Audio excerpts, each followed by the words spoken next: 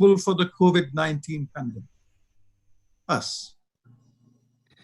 As with climate and biodiversity crises, recent pandemics are a direct consequence of human activity, particularly our global financial and economic systems based on a limited paradigm that prizes economic growth at any cost.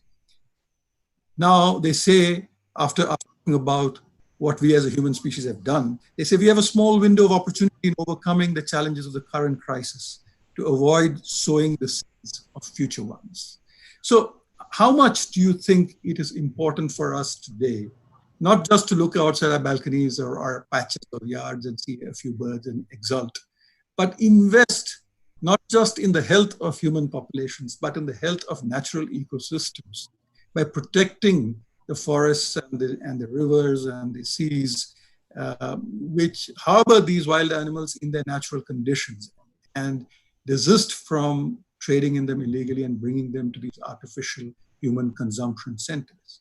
So how much is it important really to change the world order in the way we look at the natural world as we move forward? Yeah, that's why I feel the One Health concept is so important. It's the health of ecosystem, the health of human, the health of animals. We're all in this connected world. We're all so connected. So if we address it, we have to address it in a holistic way. And it's really, I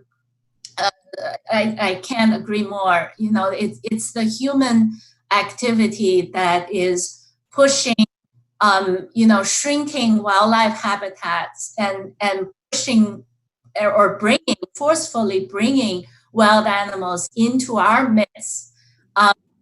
Which is not only destroying the ecosystem, destroying nature, we're destroying ourselves. So this is why One Health concept is so important. And for a long time, you and I, we conservationists have been arguing. We need to reduce wildlife crime. We need to address the shrinking habitat. We're looking at it quite often from a species conservation and survival species, wild animal survival perspective. But I think COVID-19 has elevated this issue to the highest level for everyone to realize that, the health of ecosystem is affecting human health, is affecting global economy, and it is affecting also our, national and international security. So yeah, what we have done to our forests, our wetlands is extraordinary. 1/3 of our land, more than 75% of our fresh water, we have diverted to crops, to livestock, to agricultural intensive farming practices. 85% of our wetlands have gone to human use. I remember a top planner of India saying that he never calculated, when he calculated water usage in rivers, for water that the fish required, water that was required by the creatures that lived in the rivers. He was only looking at a river as something that supplied humankind, and not other creatures that live within that. But I want to come back to the illegal wildlife trade and also to China, because inevitably we are asked to look at China. I know when I talk to you, you have said that China has actually taken some unprecedented steps in the recent past in terms of laws and regulations, legislative and even enforcement measures. From my own experience in 25 years ago going to China, I frankly saw no hope.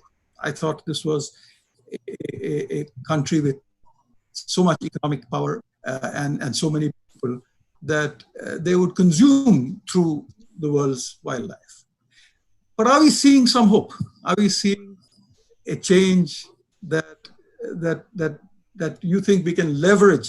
Is there an opportunity to leverage that to ensure that that China actually takes some strong measures? And I'm saying China not other countries simply because of the size of the country and the ability of it to actually make transformative change, on a global scale rather than a smaller country. Yes, I do. I mean, China in the last 30, 40 years, yes, China has taken on, economic development has been it's the trump card, so to speak. And that elevated China economically, but at what cost? I grew up in China. When I was little, I was able to swim in the river, to never worry about wearing masks because of air pollution. But and today, when COVID-19 happened, most Chinese have masks, in their home, because that has been a normal thing for them to use. So to answer your question, I have seen an unprecedented response to since China recognized that wildlife trading was the issue that started the COVID-19. Instantly, Chinese government shut down wildlife markets, shut down the trade, and currently the top level of government legislative body, the National People's Congress, has approved the decision to ban the trade, the consumption of wildlife for food. And that decision is indefinite until China revises its wildlife protection law. And also, just something that right after the outbreak started in February, some local NGOs started an online survey that was done on WeChat and in Chinese, and 10 days collected over 100,000 responses. And of that, 95.4% support banning wildlife consumption and trade for permanently.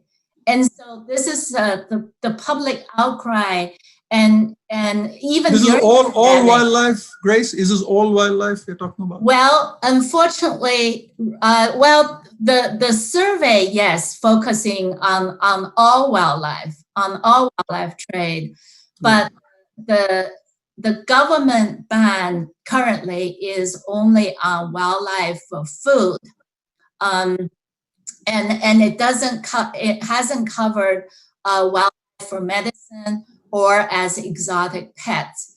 And from you and I know, disease risks exist on this entire wildlife trade commercial production mode.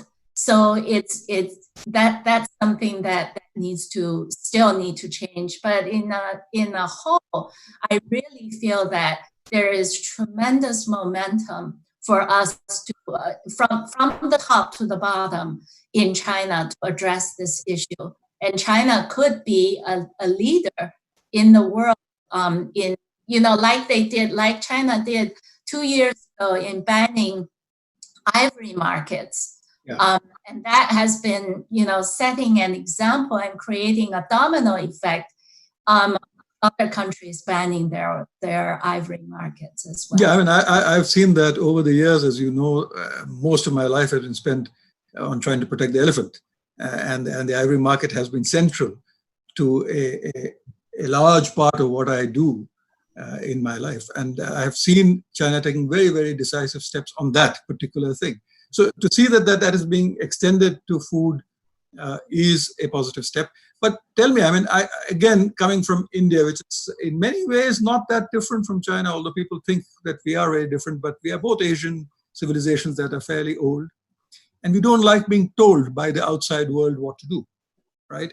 We like change to come from within a 3,000 or 4,000 or 5,000-year-old civilization, depending on who you believe. Now, you are Chinese, you have worked in China. What have you done, or what has IFO done within China, to change this. And while we are being frustrated from the outside, wanting more rapid change, I really want to know what China is doing from within China. Yeah, exactly. This is something we have been, you know, focusing. IFAW has been focusing wherever we work. We want to create change from within that country. And in China particularly, our work has focused on both. For instance, we do behavior change to reduce the consumption of wildlife parts and products. If you try to understand the demand drivers, what makes people buy endangered species and what makes them stop buying endangered species. Years ago, when China opened the ivory trade, we conducted a campaign. We conducted a survey just to try to understand consumer demand. And that survey, it was even surprised for me. We found that 70% of the Chinese didn't even know ivory comes from dead elephants. Because in Chinese, ivory is xiang ya. Xiang is elephant, ya is teeth. So people naturally think that, elephants shed their teeth and they don't, people shed their teeth and don't die, and they apply that to elephants. So we developed a campaign that's very resonating. It was a baby elephant and the mother. We have the baby telling the mother, I have teeth now. Why aren't you happy, Mom, that I have teeth now? And that campaign resonated with the Chinese public so much. I had Ivory Carver wrote me saying that he didn't know, and he has many other materials he could use, and he doesn't have to use ivory.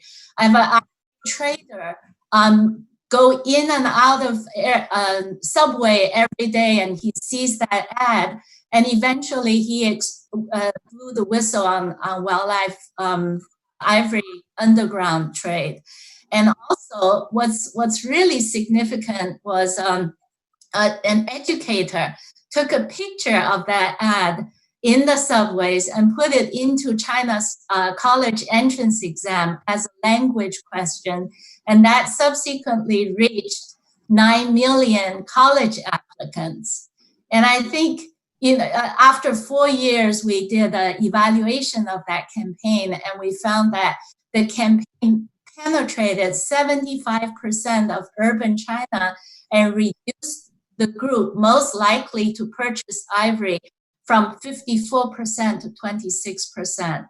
That tells me that people are changeable. Their attitude, their action is changeable, but you have to understand their motives and have messages reaching them that's culturally sensitive, and socially motivating. And people are people. I think the same as after the pandemic, that kind of outcry, and I really feel that it's an opportunity for us to build on that and create change, social change. Yeah, so these are wonderful stories, and we must talk more offline. As I'm in the middle of writing, some of these stories can actually feature in it, because what would we be as a species if we lose all hope? So to see hope even in such a bleak time, to see a window of opportunity to actually change something that has been there for centuries is a wonderful thing.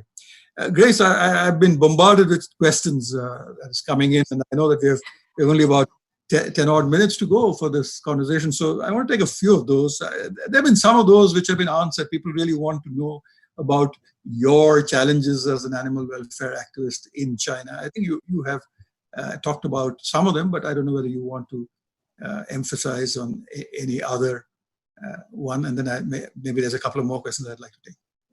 Yeah, it's I think just going back to the issue of when we need to be united. If wildlife crime is our common enemy, then we need to be united now more than ever to address this issue. Rather than I'm really disheartened to see some politicians, outside of China trying to politicize this pandemic and use conspiracy theories or finger pointing and racial comments. That's really it not only it doesn't help, it hurts. It hurts the focus. It deflects the topic, and it kills people too, because we need to now be united and share information and help each other, help all the countries together to address this crisis. And I can't agree more, because it is a global illegal wildlife crisis. It is a global biodiversity crisis. It's a global pandemic. And I have been reading about the Tiger King controversy or exhilaration, whichever way you want to put it, in the US on live tigers, right? So that's not China. It's not a wet market, yet it poses perhaps just as much risks, both to the tiger, creature which is only less than 5,000 left in this wild, and to the fact of moving animals around and exposing us. So it is a global issue, and I fully agree with you on that. One more question. I mean, so people are still asking, so do you think this will eventually end with China and a few other countries which still allow illegal wildlife slaughter and trade, illegal wildlife slaughter and trade? Will this actually end in a ban?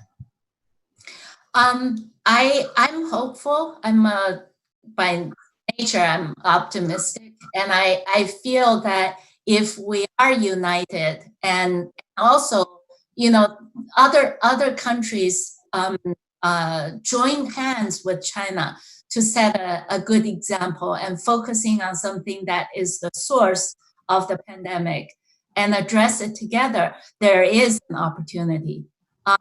In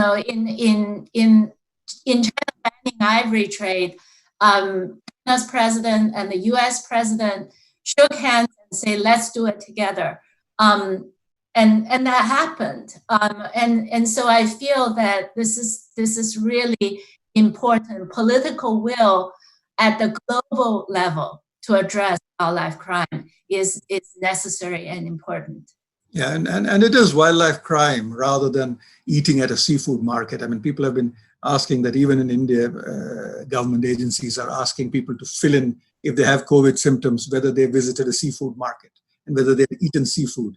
Right. So it really, there is a lot of education to be done here, isn't it? I mean, it really is not by eating fish that you get a virus like this.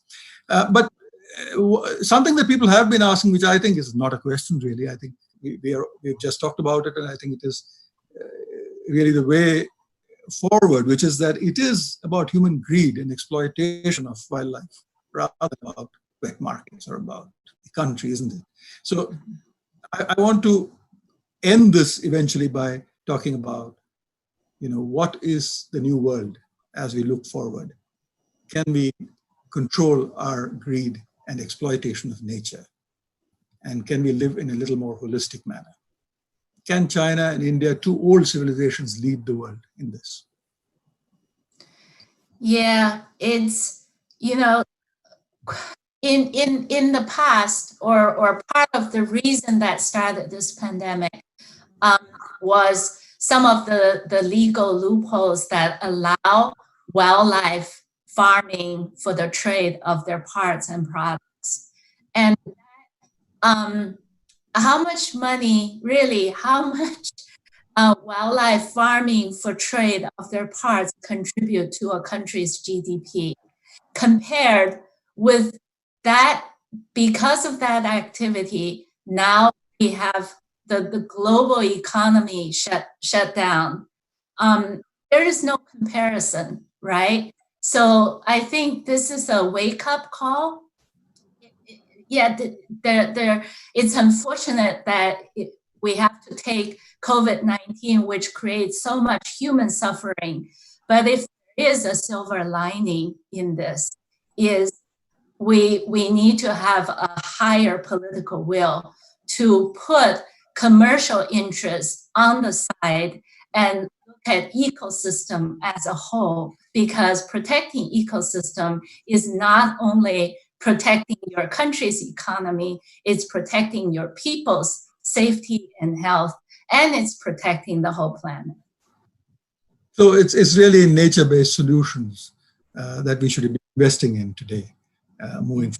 I think, Grace, this has been a wonderful conversation. I mean, we have moved from what is confronting us today, right in the face, to a ray of hope as we look outwards. Thank you very much for joining us. Thank you for having me. Vivek. Thank you so much, Vivek. Thank you, Grace. And thank you for clarifying that there is a difference between the wet markets and what China has opened and the fact that they've actually banned, by and large, the endangered animal market from which perhaps COVID-19 appeared. And thank you for the example that you used for the elephants and the fact that many times in our communication, the fault lies therein, that we're not able to communicate the nuance and with sensitivity that you've talked about. This was absolutely fascinating, and more power to both of you, Vivek and Grace, for doing what you both have been doing. And I hope that you're on many platforms to be able to clarify issues like this. This is super important. And thank you all, ladies and gentlemen, for joining us. I'm, again, really sorry that we couldn't take many of the questions that were put to our panelists. I know AJ Thomas had also put out a question, but I promise that we will try and send some of these questions on to Grace and to Vivek and get them to perhaps respond to it and get back to you. Thank you all for watching and being such a great audience. And please remember to tune in at 9 p.m. for our next session, Underland, a Deep Time Journey.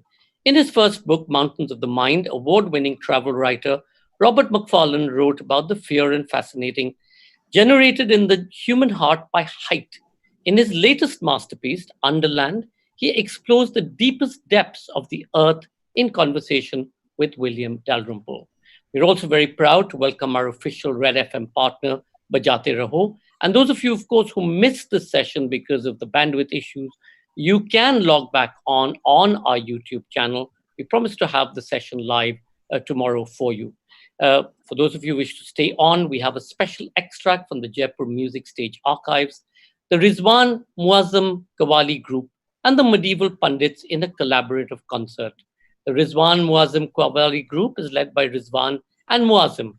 They played their first major concert in 1998 at the WOMAD Rivermead Festival in Reading, England. The two brothers came from a direct family line of Qawwals that spans over 5 centuries. They've been very popular performers on Coke Studio. Medieval Pandits, the New Delhi-based duo of Gaurav Rana and Tapan Raj, are known as the Chemical Brothers of India. For years, their pulsing, driving electronica has pulled from an eclectic variety of sounds from across the planet. They've played countless shows across the country and the world. Enjoy the music. Log back right on at 9 p.m. Thank you.